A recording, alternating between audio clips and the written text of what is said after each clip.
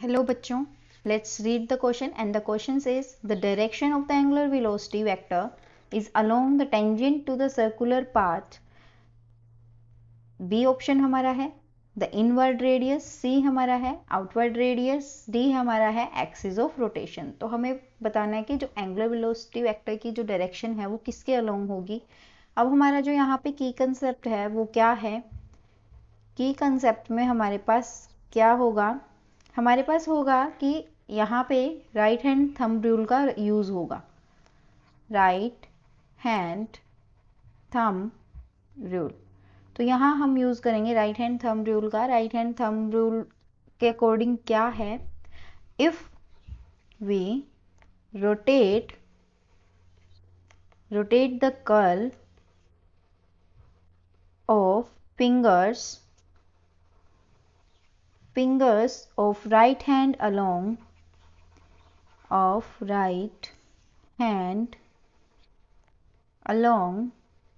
the direction of rotation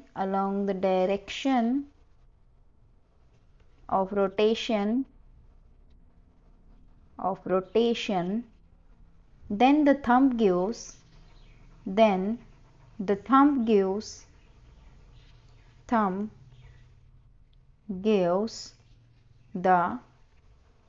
direction of angular velocity vector.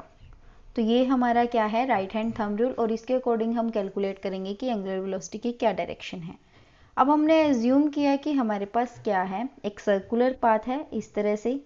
अगर हम यहाँ पे क्या करेंगे, इस तरह से हमारा क्या कर रहा है, पार्टिकल मूव कर रहे हैं, और अब हम क्या करेंगे, यहाँ पे जो हमारी फिंगर्स हैं उनको कर्ल करेंगे किस डायरेक्शन में, जहाँ पे हमारे क्या है, जिस डायरेक्शन में हमारा पार्टिकल मूव कर रहा है।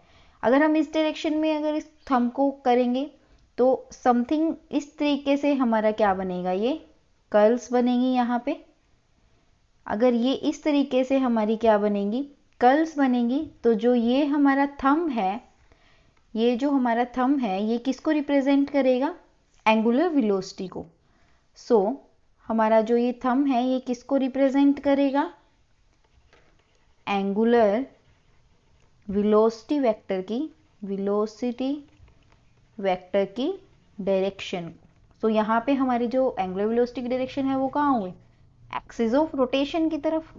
सिमिलरली अगर हमारा कोई भी पार्टिकल एंटी क्लॉकवाइज, ये तो एंटी क्लॉकवाइज मूव कर रहा था, अब हमारा कोई भी पार्टिकल अगर क्लॉकवाइज मूव करे तब क्या होगा।